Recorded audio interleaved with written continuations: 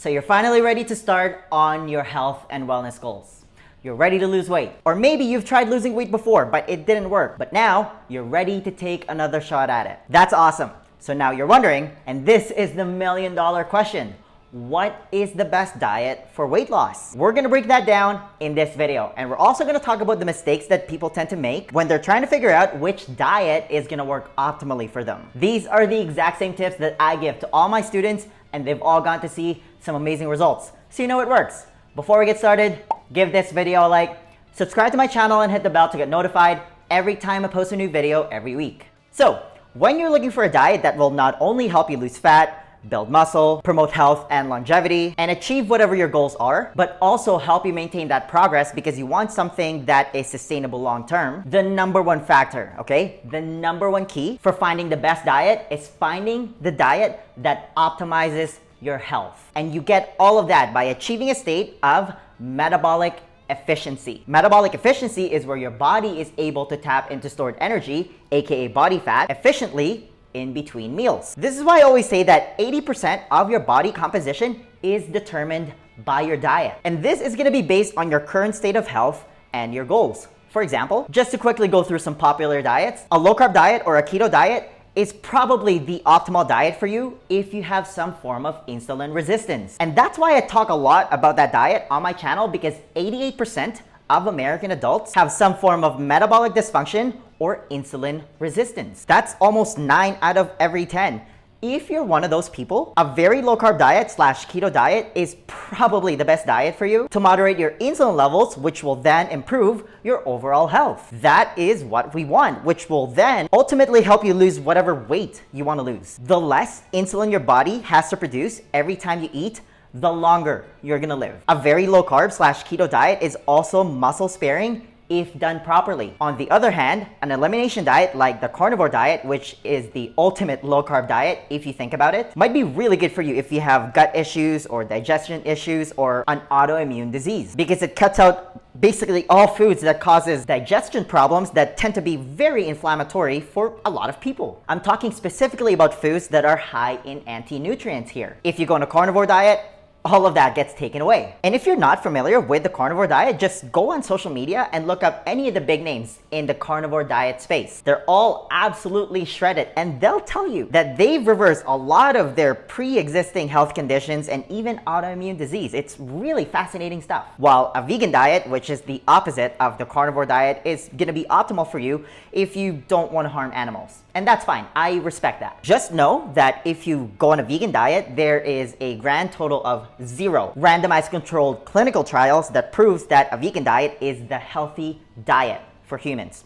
Just saying. Following an intuitive style of eating might be really good for you if you don't want to track your food, if you don't want to count calories. But that could also be a very slippery slope for a lot of people, especially if you have an unhealthy relationship with food. Because if your intuition tells you that you should just eat fast food and Twinkies every day, then that's probably not gonna help. On the flip side, following If It Fits Your Macros or IIFYM, or doing some form of calorie tracking might be really good for you if you're a numbers guy and you want structure in your life. IIFYM can offer people a lot of freedom when it comes to their food because they know exactly how much they have to eat, and it can be really powerful if you use the right macronutrient ratio. But just because I'm having a lot of success with a low-carb diet, and this is the diet that I build a lot of my programs around and all my students have had great success with it, doesn't mean that it's the optimal diet for everyone. I just want to be transparent here, and this is when you see a lot of people, they become so attached to different diets, and then they'll say that, oh, my diet is better than yours. It almost becomes a religion, and the followers of certain diets become zealots of that way of eating. Like, if they find that you're following a different diet, they'll say, what are you doing? You should count calories. It's all about the calories, or you should go vegan to save the planet, or something ridiculous like that. And by the way, you're not saving the planet by going vegan, because millions of animals get killed whenever they harvest grains. But again, when people find a diet that clicks, something that works with their current state of health to improve their health, it feels like a miracle. It genuinely feels like you've found the answer to everything. It feels like you just discovered the secret to life and you're enlightened, but that's not the case. It's just that you found a diet that works for you, for your current situation. For example, if your diet consists of eating McDonald's and Chinese takeout every day, and you watch a stupid documentary like What the Health or Game Changers, none of the health claims in those documentaries are based on good science, by the way. Like, none. But they do a really good job of pulling your little heartstrings. So let's say you end up switching to a vegan diet. At first, you're most likely gonna lose weight and feel better. I'll give you that. But you're gonna lose weight and feel good because you're taking out a lot of the junk and highly inflammatory processed foods from your diet. And vegetables also tend to be really low on calories, so it automatically puts you on a calorie deficit. So right away, people will feel good when they stop eating so much junk. Again, they're also almost automatically on a calorie deficit just from eating more vegetables, so they lose weight. But that concept isn't just exclusive to the vegan diet. That also applies if you go paleo, keto, carnivore, IIFYM, or if you just stop eating like an whole in general. And again, I've made a separate video about the key principles of fat loss, so make sure you check that out. But what I really wanted to dive into today is where people go wrong when they're trying to find the best diet. I'm gonna give you the 5 worst mistakes people make. And this happens all the time, regardless of what diet people end up following. Number 1, and this is a big one, it's that people are not giving their diet enough time to work. They're not giving their bodies enough time to adapt to it. We live in a society where instant gratification is the name of the game. That's why people are so addicted to social media. They're so addicted to their phones, trying to get as many likes, subscribers, and followers as they can. Unfortunately, that concept gets applied to their diets as well. But for any major dietary shift to have a fighting chance of succeeding, your body is gonna have to go through an adaptation period of at least 2 weeks. Other diets can take even longer, like up to 8 weeks. The keto diet is a perfect example of this. So when you get rid of most carbs, especially processed carbs, from your life, and your body has to learn how to switch to burning ketones for energy, which it probably hasn't done since you're a baby, your body is gonna need some time to adjust to that. And you're most likely gonna go through something that is more commonly referred to as the keto flu, where you might feel like crap for a couple of weeks. That's perfectly normal. Think of your body literally going through carb withdrawals during this time. That's why any studies on keto that's shorter than 8 weeks is absolute trash. It's not accurate. You're still going through the adaptation phase. Or when people go paleo or vegan, they might experience digestive issues at first, mostly because they're not used to eating so many vegetables. So they end up with a lot more fiber in their diet, and their body goes, hold on, what is this stuff? What are we trying to digest here? What is this healthy stuff in your stomach? But your body eventually figures it out and you're fine. Same thing with intermittent fasting. The whole notion of breakfast is the most important meal of the day has been ingrained in our heads for decades now. So when you start intermittent fasting, let's say you skip breakfast, for example, your body is gonna freak out a little bit, but you're not gonna die. You're gonna be fine. Like, you have at least 100,000 calories worth of stored energy in the form of body fat waiting to be used. It's not just there for looks. Side note, you should check out my other video on who shouldn't do intermittent fasting in case you're wondering if it's right for you. Basically, whenever you're starting a new diet, don't be surprised if the first couple weeks are a little bit harder than you anticipated. You might even feel worse at first. Again, there is an adaptation period here. Think 1 step back, but 2 steps forward. Think of it like when you start working out or you're switching training programs. You're most likely gonna be sore for the first few days or even the first couple of weeks. You might even feel like you just got hit by a bus twice. But that doesn't mean that your new workout program is bad. It just means that your body is going through an adaptation period. And once it gets to the point where it's adapted, you're gonna be fine. Your clothes are gonna start to fit better. You're gonna look good shirtless. The only way that you're gonna know if a certain diet is working for you is if you get past the adaptation phase and let your body settle into this new way of eating. Which leads me to mistake number 2, which is the opposite of mistake number 1. It's the concept of sunk cost bias. It's when you keep trying to force a diet to work when it's clearly not working. If you've gone through the adaptation period, it's been a couple of months now, but you still feel like hot garbage, if you feel weak, lethargic, and your energy levels are down, if you feel irritable and moody, and if your mental health and clarity is just not there, but you're still trying to force yourself to continue with your diet because you think that it's what you should be doing, then you need to stop. Pump the brakes. Listen, not all diets or way of eating is gonna agree with your body, and that's totally fine. It's okay to put a couple of months of your life trying out a new diet and not have it work for you. That's just part of life. You tried it, you learn something new, and now you can grow from that and find something that's gonna work even better for you. This is what the flow should look like whenever you're trying a new diet. You give yourself a solid couple of weeks or even a couple of months for adaptation. Once you're adapted, hopefully you feel better, but maybe you're not feeling so good. But if it's the latter, if you're not feeling great, if you feel like something's off, and your body will tell you this. Like if you have no energy and you feel like hot garbage, then you need to assess your current diet.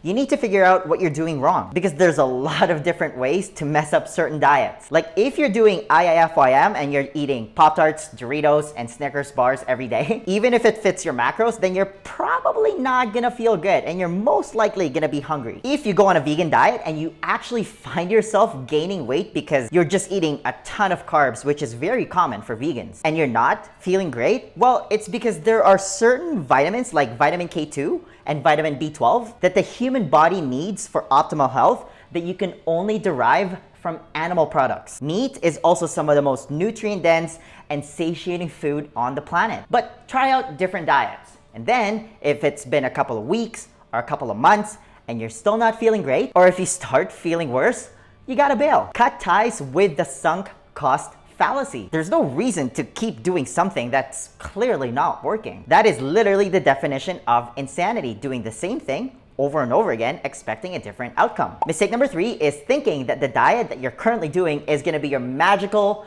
unicorn weight loss tool. You're gonna lose all the weight just like that. I hate to break it to you. No diet is gonna be the magic cure-all weight loss tool. Not even the all-powerful intermittent fasting. Yep, I just went there. Like if you're eating a surplus of processed carbs and sugar for an extended period of time while intermittent fasting, you will gain weight. It doesn't matter that you're fasting. If you're in a calorie surplus of crappy food, you will gain weight. I can almost guarantee. But if you think of diet as a tool and then using it as a way of losing weight, building muscle, and optimizing your health and longevity, then that's gonna give you a much more realistic expectation for any new diet that you try. Since we're already talking about intermittent fasting, let's use that as an example. Again, intermittent fasting is not a magical weight loss tool. However, if you have insulin resistance, and again, 88% of American adults have some form of metabolic dysfunction and insulin resistance, intermittent fasting will drastically improve that because one of its main benefits is improved insulin sensitivity. That by itself improves your health. So as you get healthier, it becomes easier to lose fat and build muscle. As a byproduct, intermittent fasting can help you build the body that you want. But if you start fasting and 2 weeks later your body still hasn't changed, it's not because there's something wrong with intermittent fasting. It's most likely because you're still eating like an asshole. Let's just call a spade a spade. Mistake number 4, sometimes I see people eating way too little or way too much on a specific diet and expecting the results to be completely different from what their calorie intake would suggest that their results would be. Listen, it doesn't matter what diet you start following. If you eat way too little, like if you eat way below your BMR, then that's gonna freak your body out. That's gonna cause a cortisol response, and that's not healthy. Chronically high cortisol levels will stop any weight loss progress on its tracks, no matter what foods you're eating. Like if you're massively under eating, your body's gonna think that it's dying and it's not gonna do what you want it to do. So your food intake needs to align with your goals. You also need to hit certain markers like getting adequate protein every day because protein is the building block of life. If you don't get enough protein because you're scared of the calories, then that's when you start feeling weak and you literally start withering away. Your body will start breaking down precious muscles because it's in survival mode. This is also when you start to see people lose their hair. You don't want that. Yes, you need to be on a calorie deficit to lose weight while optimizing your hormones for fat loss at the same time, but not too big of a deficit where your metabolism slows down and your body starts to shut down. And this is why whenever you start a new diet, I highly recommend tracking your food for a few days or even up to a week when you're just starting out. See what it looks like just so you have a general idea of how much you're eating because it becomes very easy for your calories to be out of control without you even noticing. And this is also a great way to troubleshoot any diet, especially if you're not losing weight. One of the first things that you should check is how much food you're eating, your daily protein intake, and your macronutrient ratio. Mistake number 5, treating your diet like it's a religion. This is what we've come to as a society. You identify with a certain diet, you box yourself in a little corner, in a little box, and then you're just eating foods within that certain box and trying to fit in everything that you can. Even foods that might not necessarily be the healthiest. And I definitely think that the IIFYM crowd is some of the biggest offenders of this. Not that everyone who does IIFYM eats a lot of junk food, but I see a lot of people do this just from years of experience. I see a lot of people eat unhealthy food, and the thinking is that it's okay because it fits their macros. But I hate to break it to you, eating Halo Top ice cream and low-calorie rice cakes, or putting Splenda and stevia in your coffee, and drinking skinny vanilla lattes with however many pumps of sugar-free vanilla and a can of Diet Coke every day is not healthy for you, even if it fits your macros. I know because I used to believe in the calorie myth. And I see this with other diets as well. There's so much vegan junk food out there, it's not even funny. But the vegans say that it's healthy because it's vegan. No, it's not. There's nothing healthy about a vegan chocolate cake. And then it gets worse when you get into plant-based substitutes like vegan cheese, and I don't even want to know what that tastes like. Same thing with Beyond Burgers. Like, the amount of processing that a plant would have to go through in order to look like meat is insane. There's nothing healthy about eating food that's gone through that much processing. It has like 17 ingredients, whereas if you eat a burger patty, there's only one ingredient: beef. Same goes for keto. There's so much processed food that you can eat while you're on keto, like keto balls and keto bombs. You're basically just eating dessert with the word keto attached to it. Same goes for any food with the word protein as a prefix, like protein muffins, protein donuts, protein pancakes, and protein cookies, or I don't know what else. Yes, they're all delicious, but guess what? You're still eating a cookie. You're still eating a donut. Let's just call a spade a spade. Don't get me wrong, I think it's totally fine to have a treat every once in a while. Like, have your dessert, have your cake, have pizza, I don't care. But doing it every day just because it fits the guidelines of whatever diet you're following is not healthy. Listen, at the end of the day, the ultimate goal for weight loss, health, longevity is to achieve metabolic efficiency. Whatever diet you end up following needs to have that goal in mind. And that's where the idea of adherence come into play. Adherence is everything. You gotta find something that works for you and something that you can sustain long term. Personal preference and diet flexibility will always trump any regimented diet protocol.